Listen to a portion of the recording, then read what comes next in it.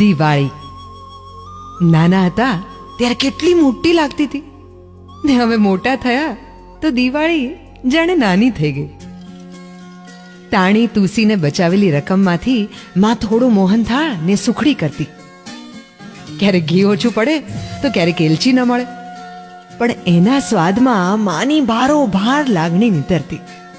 એટલે જ તો એકાદ ટુકડો લેવા કેટલાય કજિયા કરતા ને માં સમજાવતી, બેટા એમ થોડું ખવાય છે હરતા ફરતા. આજે જુદા જુદા રંગની, જુદા જુદા પ્રાંતની, નામે ના આવડે એવી 8-10 મીઠાઈના બોક્સ ફ્રીજમાં પડ્યા પડ્યા ઠરે છે, અને હરતા ફરતા એની સામે જોતા જઈએ છે. તો પણ હવે મોંમાંથી નાનપણ જેવી તીવ્ર ઈચ્છાનું પાણી ક્યાં ઝરે છે? ધનતેરસ સુવાળી વણતા વણતા માં બેસતા વર્ષે કોણ કોણ આવશે એની યાદી કરાવતી. પછી કોનું સ્વાગત કરીશું, કેવી રીતે, એવા ઉમળકાના ચોસલા પાડતી. કોઈને ગરમ નાસ્તો ને કોઈને કોરો ને કોઈને ચા ને શરબત ને બાળકોને દૂધનો કટોરો. એના જર્જરિત થઈ ગયેલા નાના પર્સના છેલ્લા સિક્કા સુધી અકબંધ રહેતો માનો મોંઘેરો ઉમંગ ક્યાંથી લાવો? હે,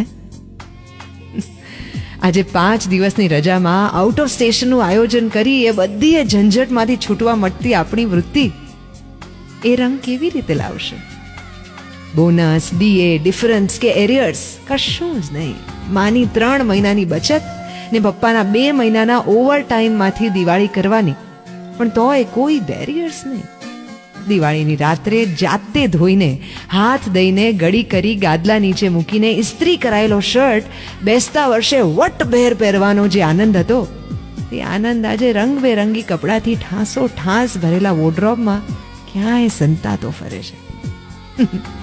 ખરેખર આપણે મોટા થઈ ગયા અને આપણી દિવાળી નાની થઈ ગઈ, નહીં? સુપર હિટ્સ 93.5 રેડ FM પર મારી એટલે કે દેવકી તરફથી આ દિવાળીની ખૂબ બધી શુભકામનાઓ, ને તમને એ જ મોટી દિવાળી આ દિવાળી પર ફરીથી મળે. બજાતે રહો.